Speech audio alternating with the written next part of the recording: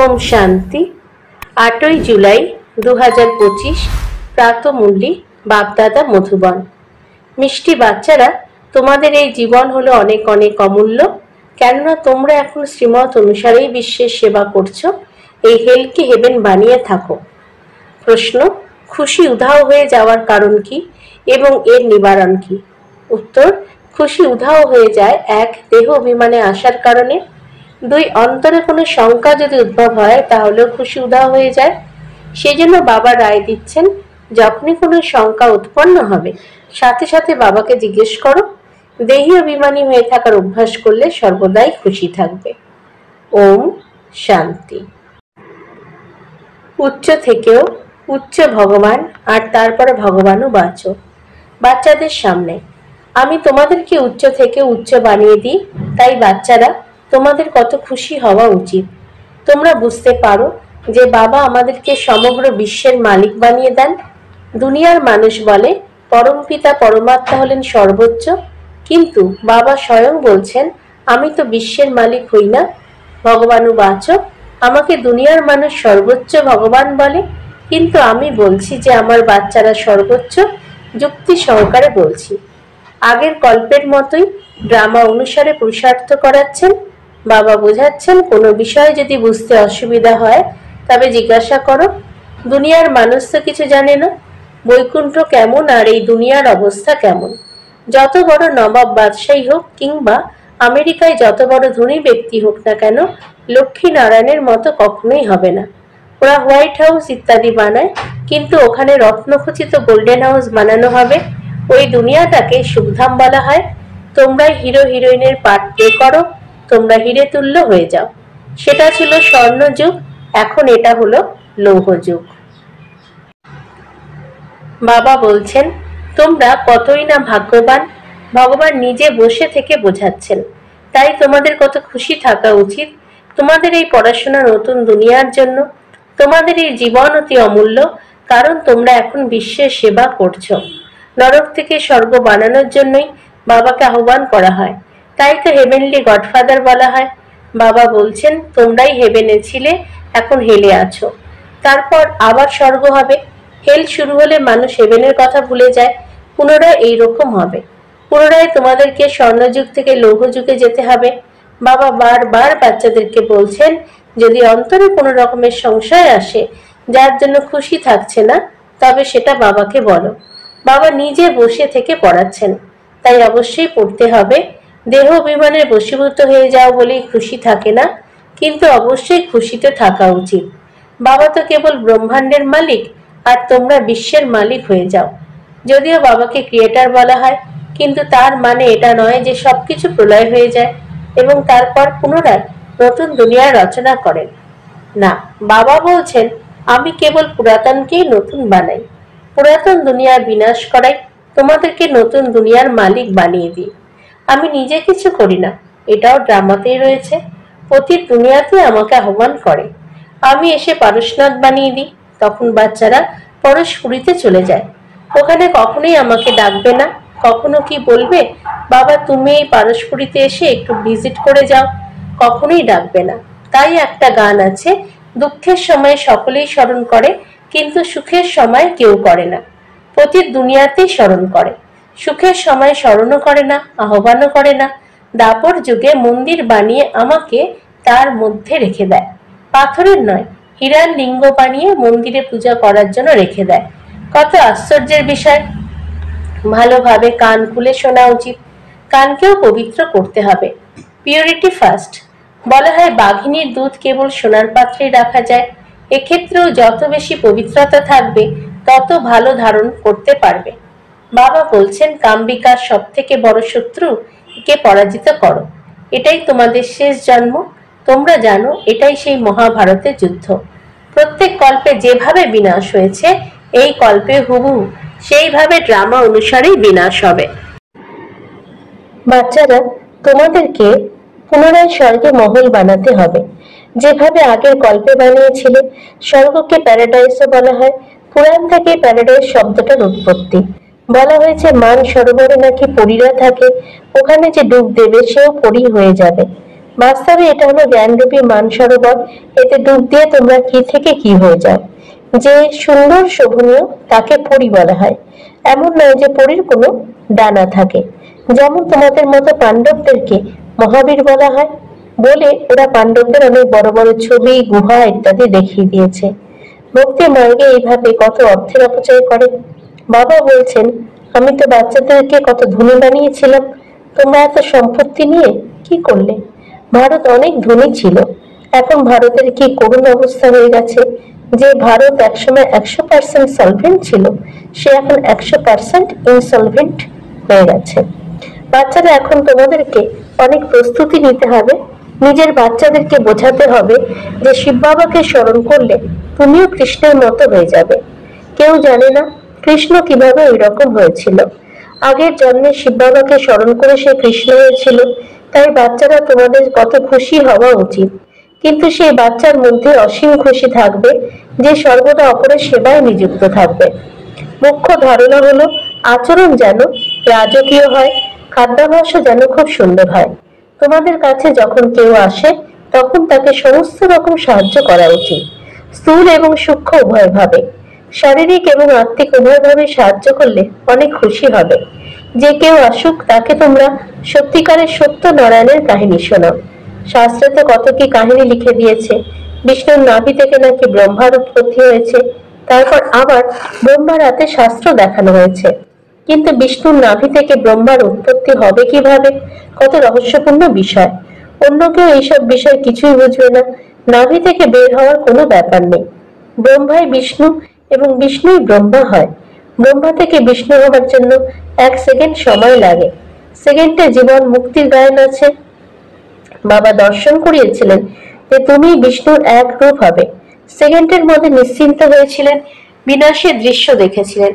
আগে তো কলকাতাতে রাজার হালে থাকতেন, কোনো সমস্যাই ছিল না, অত্যন্ত রয়্যাল থাকতেন। এখন বাবা তোমাদেরকে এই জ্ঞান রত্নের ব্যবসা করতে শেখাচ্ছেন। এনার কাছে এই ব্যবসা কোনো ব্যাপার নয়, কিন্তু এনার পাঠ আর তোমাদের পাঠের মধ্যে পার্থক্য আছে। বাবা এনার মধ্যে প্রবেশ করার সঙ্গে সঙ্গে সবকিছুই ত্যাগ করে দিয়েছেন। ভাট্টি তো হতেই হতো, তোমরাও সবকিছু ত্যাগ করেছিলে। নদী পেরিয়ে ভাট্টিতে এসেছিলে, কত কিছুই না হয়েছিল, কিন্তু কাউকে পরোয়া করনি। বলা হয় কৃষ্ণের জন্য পালিয়ে গেছিল। কেন? কৃষ্ণ নাকি তাদেরকে পাটরানি করেছিল। বাস্তবে ভাট্টি তৈরি হয়েছিল তোমাদের মতো বাচ্চাদেরকে স্বর্গের মহারানী বানানোর জন্য।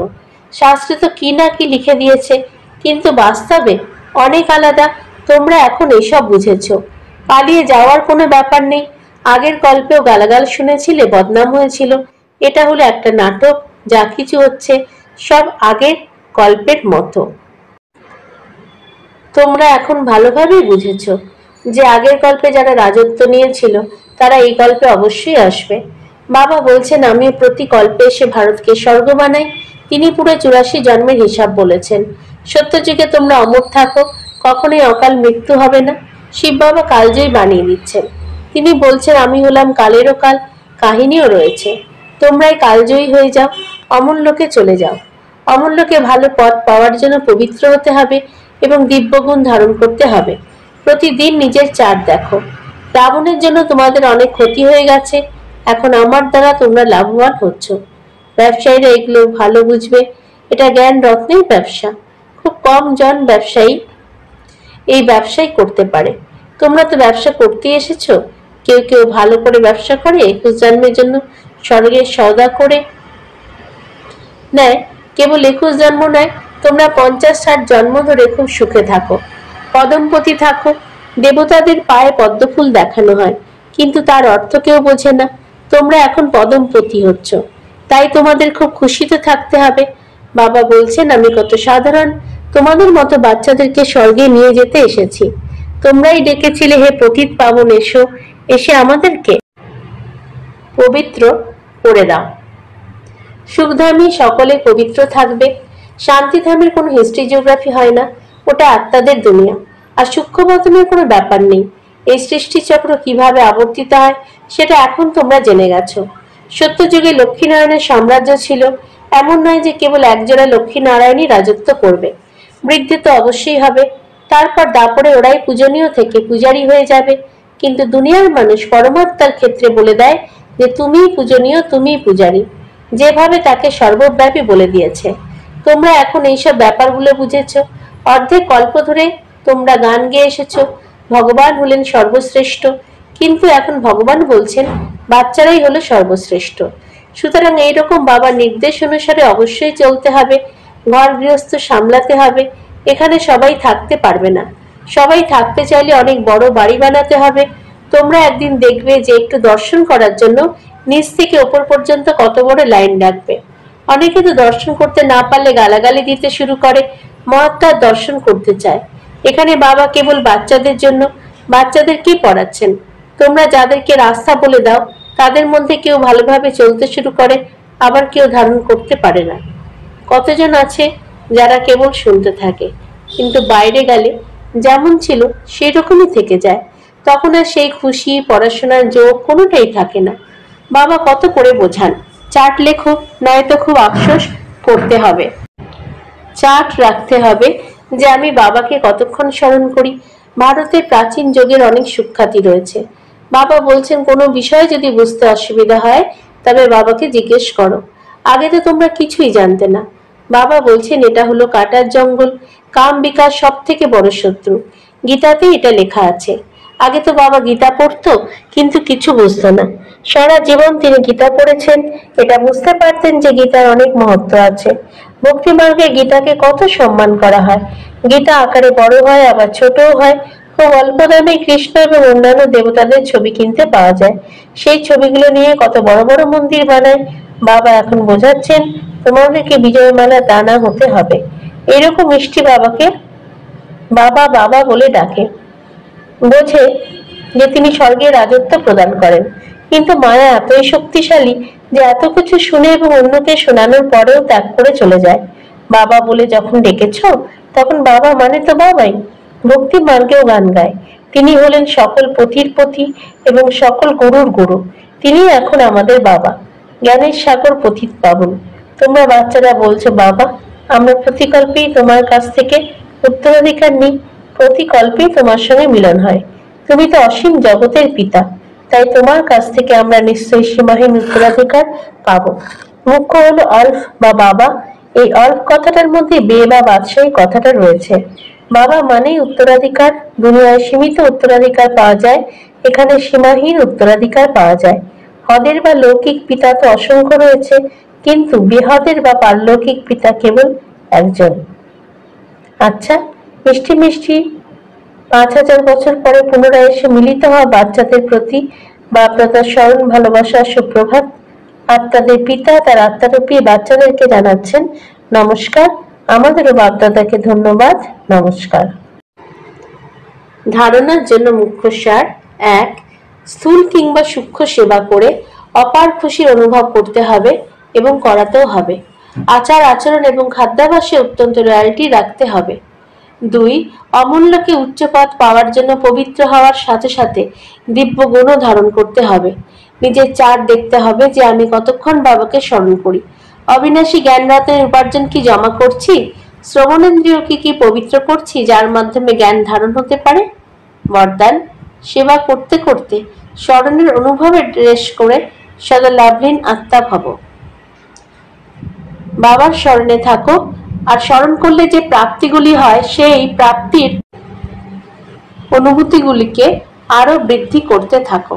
এর জন্য এখন বিশেষ সময়ের অ্যাটেনশন দাও, যার দ্বারা বোঝা যাবে যে এরা হলো অনুভবের সাগরে হারিয়ে যাওয়া লাভলীন আত্মা। যেরকম পবিত্রতা, শান্তির বাতাবরণের অনুভব হয়, সেই রকম লবণে মগন থাকা শ্রেষ্ঠ যোগী এই অনুভব হবে। নলেজের প্রভাব তো আছে, কিন্তু যোগের সিদ্ধি স্বরূপেরও প্রভাব হবে। সেবা করতে করতে স্মরণের অনুভবে ডুবে থাকো, স্মরণের যাত্রার দ্বারা অনুভবে রেস করো। স্লোগান: সিদ্ধিকে স্বীকার করে নেওয়া, অর্থাৎ ভবিষ্যতের প্রালব্ধগুলোকে এখানেই সমাপ্ত করে দেওয়া। অব্যক্ত ইশারা: সংকল্পের শক্তি জমা করে শ্রেষ্ঠ সেবার নিমিত্ত হও।